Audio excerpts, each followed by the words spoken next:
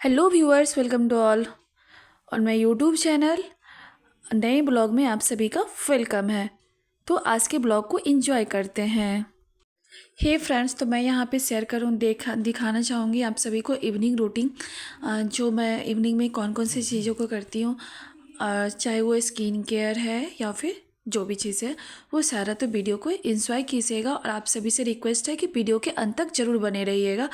तो अभी मैं रिकॉर्ड करूँगी क्लास को।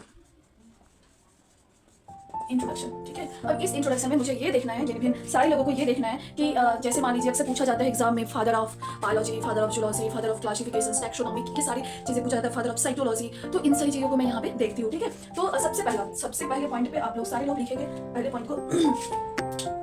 फादर ऑफ बायोलॉजी, पहले क्या हो जाएगा, फादर ऑफ बायोलॉजी। और एक चीज़ ये भी मैं बता देना चाहती हूँ, ये वीडियो रात के 8 से 9 बजे तक अपलोड डेली हुआ करेगा। डेली का क्लास का डेली अपलोड होगा, तो आप लोग इस वीडियो को जरूर से जब अपने टाइम के हिसाब से देख सकते हैं, डेली 9 बजे, ठीक।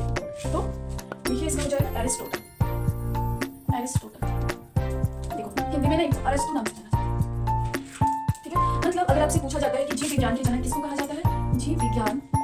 हे फ्रेंड्स, तो यहाँ पे मैं अपने क्लास को रिकॉर्ड करने के बाद फिर चली गई थी छोटा सा काम करने के लिए। कपड़े को वॉशिंग मशीन में डाल दिया।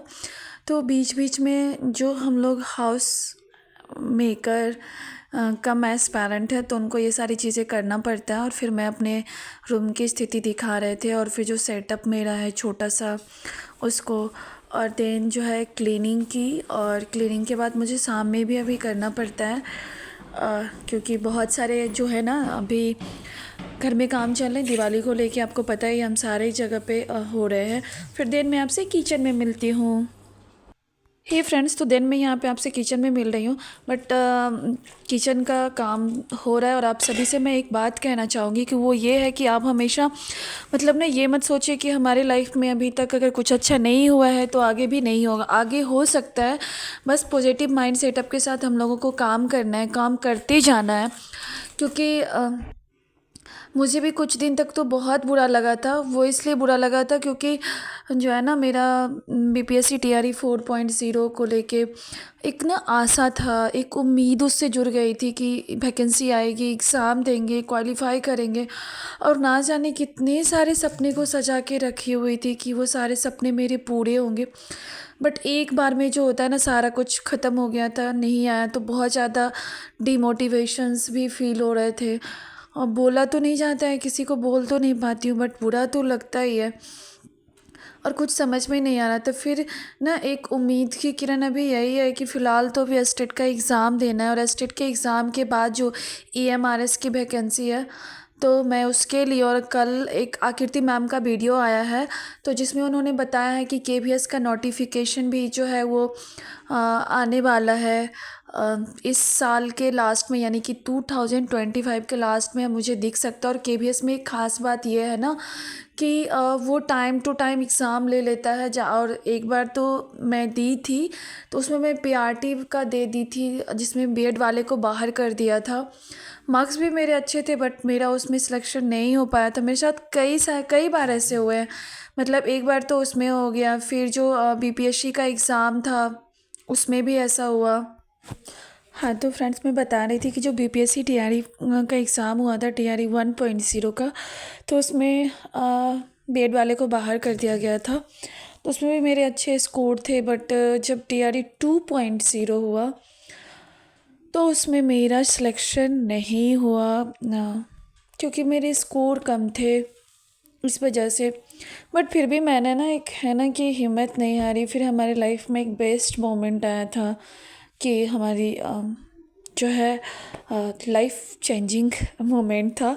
फिर मैं कुछ कर ही नहीं पाई थी। और देन अभी का जो सिचुएशन है ना, तो इसमें मेरा बस यही मानना है कि चाहे जो भी चीज़ें हो जाए हमारी लाइफ में, जैसे भी हो, हर चीज़ को मैनेज करते हुए कोशिश करना है अपनी पढ़ाई को करने का। और देन यहाँ पे मैं आपको दिखा रही हूँ अपने नोट्स, जिससे आज मैं पूरी जूलॉजी का पोर्शन जो कि क्लास 11th में आता है उसको पढ़ूँगी। और ये मेरा सेल्फ मेकेड नोट्स है, जिसको मैं खुद से बनाई हूँ।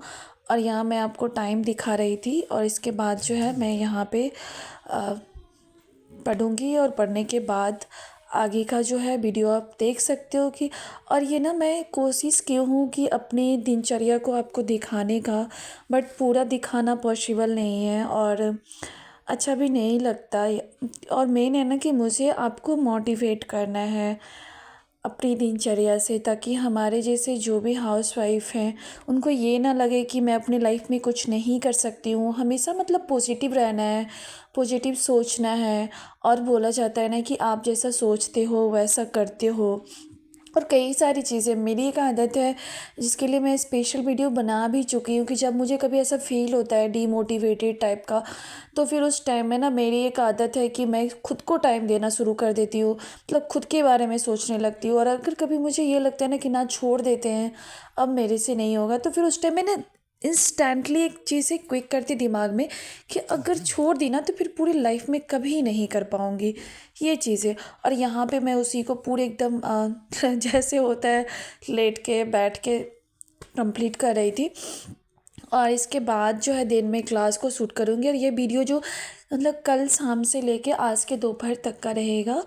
और आप सभी से भी यही कहूँगी कि अभी जितने भी एग्ज़ाम आए ना उसको देखिए, उसके सिलेबस को देखिए और उस सिलेबस के हिसाब से ना आप जो है अपने एक एक दिन को जो है उसके ऊपर डिवोट कीजिए, अपने ऊपर टाइम दीजिए, अपने बेहतरीन दिनों के लिए हम लोगों को करना है हमारे समाज में। या फिर खुद का जो है ना एक मुझे ये रिग्रेट ना फील हो हम लोगों को कि हम जो है लाइफ में नहीं कुछ कर पाए। कम से कम ये तो रहेगा ना कि कोशिश किए, मेरे किस्मत में नहीं था, नहीं हुआ, मगर हम कोशिश किए हैं।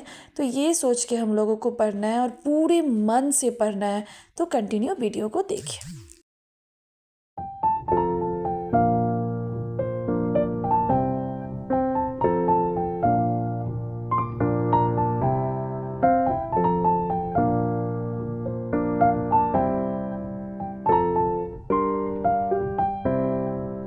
हे फ्रेंड्स, तो यहाँ पे मैंने फ्रॉग जो क्लास 11th में है उसको कंप्लीट किया था। तो कुछ क्वेश्चंस आपके साथ डिस्कस कर लेती हूँ। तो जो फ्रॉग होता है उसका साइंटिफिक नेम क्या होता है, शायद सबको पता होगा, राना टाइग्रीना होता है। और ये किस फैमिली किस क्लास में आता है, तो एम्फीबिया में आता है। और इसका फाइलम कौन सा है, तो कॉर्डेटा फाइलम है। और किंगडम एनिमिलिया, सबको पता होगा। और फिर देन आप जो यहाँ देख रहे होंगे कि मैं क्लास को रिकॉर्ड कर रही, जो क्लास को रिकॉर्ड करती हूँ उसका ये छोटा सा क्लिप है, बट मैं क्वेश्चंस को कंटिन्यू करती हूँ। अगर हमसे पूछ देता है कि जो फ्रॉग होता है तो फ्रॉग का जो स्किन होता है वो कैसा होता है, तो स्मूथ होता है और स्लिपरी होता है, मतलब वो स्लिप करता है। आप उसको पकड़िएगा तो आपके हाथ से वो फिसल जाएगा। तो इसका रीज़न क्या होता है, क्योंकि उसमें जो होते हैं ना म्यूकस पाए जाते हैं। मतलब फ्रॉग के स्किन पे क्या पाया जाता है, तो म्यूकस पाया जाता है। ठीक है। अब उसका मेन, अब कई बार पूछा जाता है कि कलर क्या होता है, तो कलर उसका ऑलिव ग्रीन होता है। ओके। हे व्यूअर्स, तो देन यहाँ पे मैं ना एक मीशो से लाइट ऑर्डर किया था दिवाली को लेके, और ये स्टार लाइट है, आप देख सकते हो, बहुत ही खूबसूरत है, बहुत प्यारा है।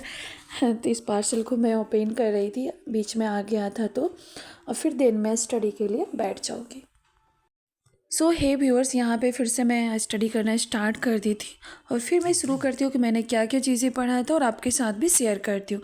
तो नेक्स्ट ये चीज़ें हो जाती है कि जो फ्रॉग होता है उसके बॉडी को कितने पार्ट्स में डिवाइड किया गया, तो there are divided into 2 parts, head and trunk. मतलब हेड का पोर्शन अलग और ट्रंक का पोर्शन जो होता है अलग। अब इसमें एक और चीज़ें जो हम लोगों को याद रखना है कि जो नेक और टेल होता है वो फ्रॉग में जो है एब्सेंट होता है। फ्रॉग में नेक और टेल जो होते हैं वो नहीं पाए जाते। और नेक्स्ट ये भी आता है अक्सर, क्योंकि जूलॉजी का हम लोग पढ़ रहे हैं, स्टेट का पेपर देना है, तो वहाँ पे ये क्वेश्चन हमसे पूछे जा सकते हैं कि जो फ्रॉग के हेड होते हैं, हेड में कौन कौन से पार्ट होते हैं, तो माउथ होता है, नॉस्ट्रिल्स होता है, नॉस्ट्रिल्स कितने पेयर हो जाएंगे, तो एक पेयर होता है। जो आइस होते हैं, आँख होते हैं, वो भी कितने पेयर होते हैं, तो एक पेयर हो जाएंगे। और आज का ये क्वेश्चन आपको समझ में आया होगा। अगर ब्लॉग पसंद आए तो please like share and subscribe करें। मिलते हैं फिर नेक्स्ट वीडियो में। Thanks for watching the video. Bye.